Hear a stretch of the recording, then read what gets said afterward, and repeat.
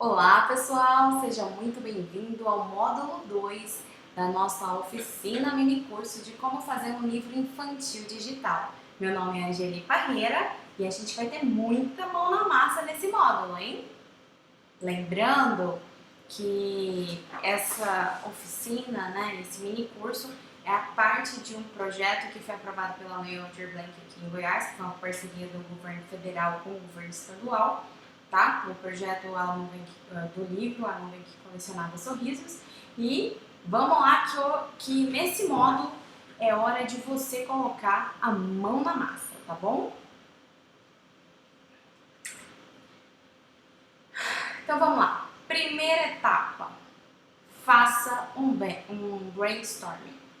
Brainstorming é, na verdade, se a gente for traduzir a palavra brain, vem de cérebro em inglês, e storming, tempestade. Então seria uma tempestade de ideias. Lembra aquele caderninho que eu pedi para você pegar e fazer o caderninho do projeto lá no módulo 1? Agora está na hora de usar ele. Vá anotando tudo, você já decidiu sobre o que você vai escrever, né? Foi a meta que a gente estabeleceu no módulo 1.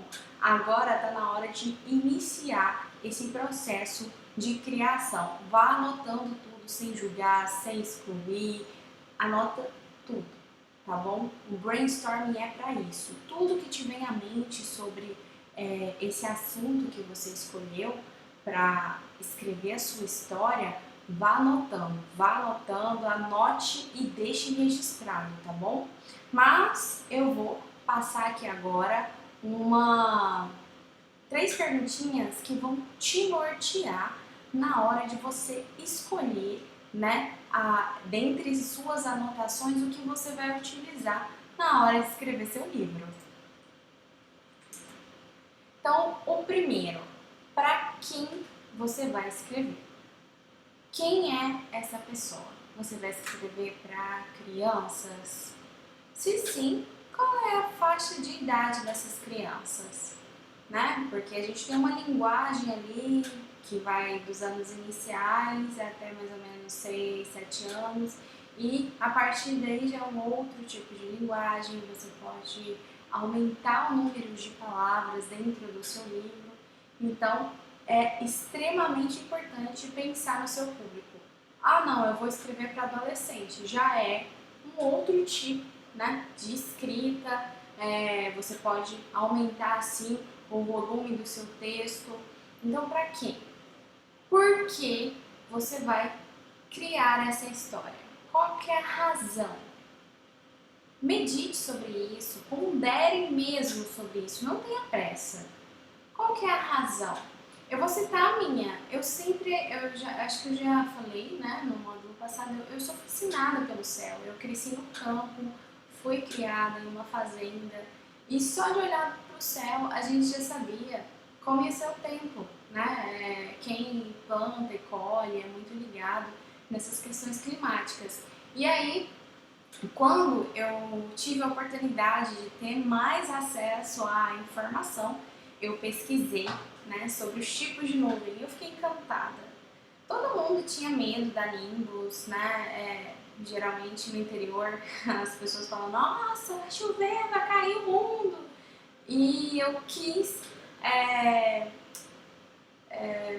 romper essa ideia de que é uma nuvem que só traz preocupações por conta das enchentes, dos temporais, dos raios, do barulho. Tem muita gente que tem medo, né? Então, a razão por trás da minha história era desconstruir a figura de uma nuvem tão bela, tá? Esse é o meu exemplo. O que ela tem de diferente das histórias de Maia, assim, das outras histórias? Eu nunca tinha visto uma história sobre nuvem, né? Dessa maneira, abordando as características psicológicas e sociais de cada nuvem, eu nunca tinha visto. E foi algo fantástico, sabe? Nossa, vai ser bacana. Eu curti muito o processo e eu te convido a fazer o mesmo. Curta o seu processo, não tenha pressa, seja gentil com você e principalmente seja gentil com a sua história. Essas três perguntas, elas são fundamentais para você selecionar as suas boas ideias lá no brainstorming, tá? Naquela tempestade de ideias que você anotou tudo, usa essas 3 perguntas para você selecionar o que realmente vai te ajudar a fazer esse livro, tá bom?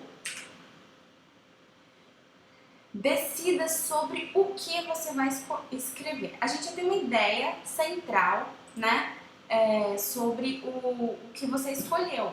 Mas agora você vai escolher o gênero literário.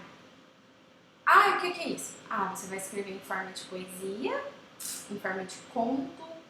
Como é que vai ser? Vai ser uma história que tem diálogo? Ou essa história vai ser narrada? Então, escolha o seu gênero literário. E eu costumo dizer que não existe bom escritor sem que essa pessoa seja um bom leitor. Você precisa estudar mais sobre esse gênero. Então vamos supor, não, eu vou escrever, mas eu quero escrever em forma de poesia, quero escrever uma história infantil em forma de poesia.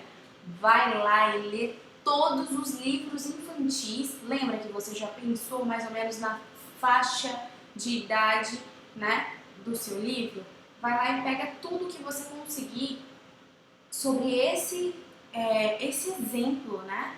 Esse tipo de produto. Então, eu quero escrever uma história com poesia para crianças de 5 a 6 anos. Lê os 40, são livros curtos, mas leia com atenção. Tenta compreender a estrutura por trás da história. Quais são os elementos que aquele autor utilizou? Como ele conduziu a história? Quantas palavras tem?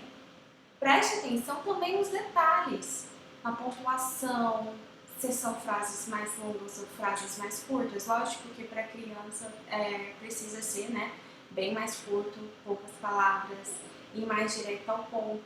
Vai ter uma moral da história? Eu vou falar mais disso, né, mais pra frente. Mas vamos lá, escolha o seu gênero literário e estude muito esse gênero. Até você falar, nossa, eu entendi como é que faz isso.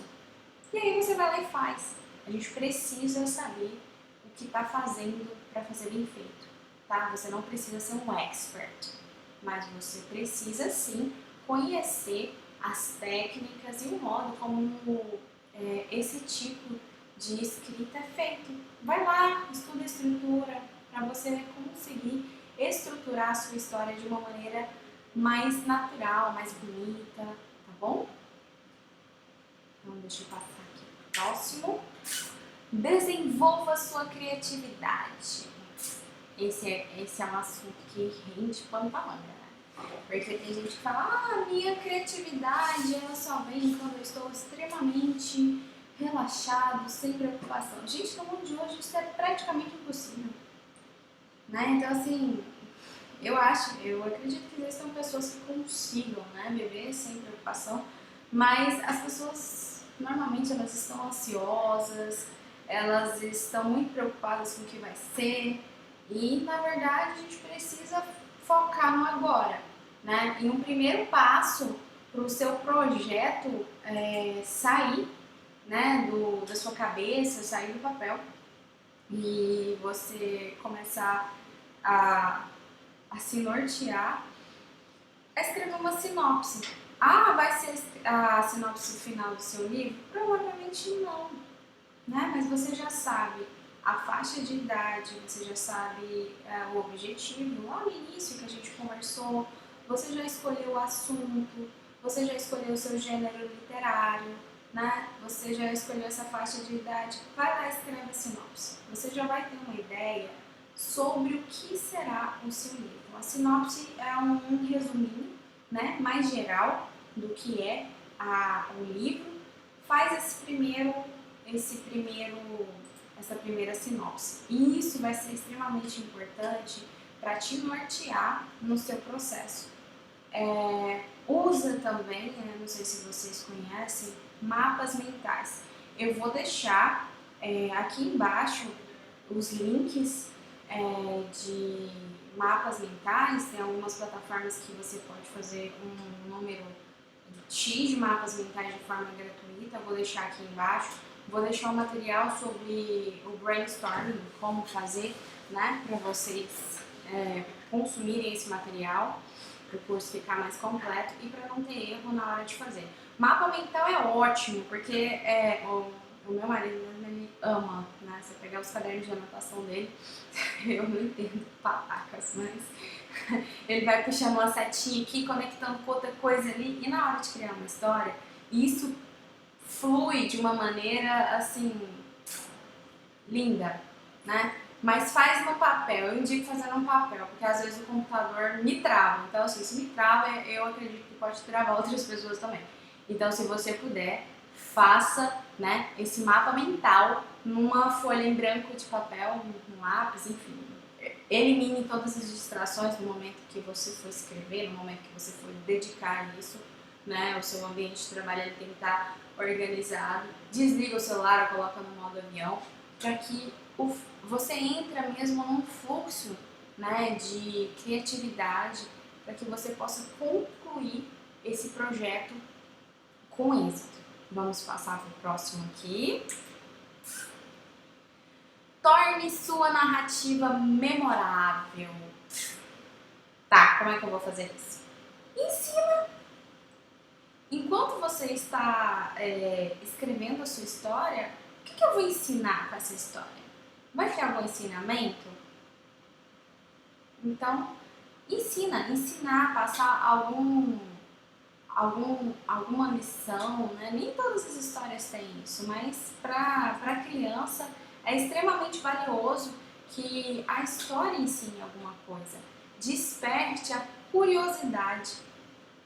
Uma narrativa memorável, ela tem essa capacidade de você falar, nossa, e agora? O que vai acontecer? O que vem depois? Sabe aquele livro que você começa a ler e você não para, porque você quer saber o que vem depois? E instiga a curiosidade no leitor, tá? Vamos lá. Use metáforas e analogias, principalmente para criança, isso deve ser observado com cuidado, tá? Porque as crianças não têm maturidade ainda para entender certas metáforas e analogias, então vá com cuidado, tá bom? E esse daqui envolva o leitor pela sequência. Então elabore uma sequência que vai envolvendo, né, o leitor nessa história. Qual que vai ser a sequência? O mapa mental é perfeito para você fazer, por exemplo, uma linha do tempo de acontecimentos, né? E a gente vai falar mais ou menos de como estruturar uma boa história mais para frente, mas o mapa mental vai te ajudar muito aqui agora. E vamos para o próximo passo. A voz da sua obra. Eu gosto muito dessa parte porque você precisa dar voz ao seu trabalho, né? E a dica que eu tenho para vocês é escreva o livro que você quer ler. Ah, como assim? Já imaginou um livro perfeito? Como seria um livro perfeito para você? O que ele tem? E vai anotando. Gente, anota tudo. Não despreze os seus insights. Anota tudo. E aí, a partir dessas anotações, a partir dessas conclusões, escreva o livro que você quer ler. A historinha que eu fiz é exatamente a historinha que eu queria ler. E não tinha. Por isso eu fiz o livro. Vamos pro próximo. Faça o trabalho que você quer ver pronto. Como você imagina que seria esse livro finalizado? Então, se dedique. Faça o melhor. Imagine ele pronto e trabalhe para que você atinja aquela imagem que você visualizou. Lógico que a gente não pode cair na armadilha do perfeccionismo, mas faça o trabalho que você quer ver pronto. Isso já vai te ajudar muito para concluir o seu projeto. Deixa eu ver o próximo aqui. Lembre-se, você é um autor.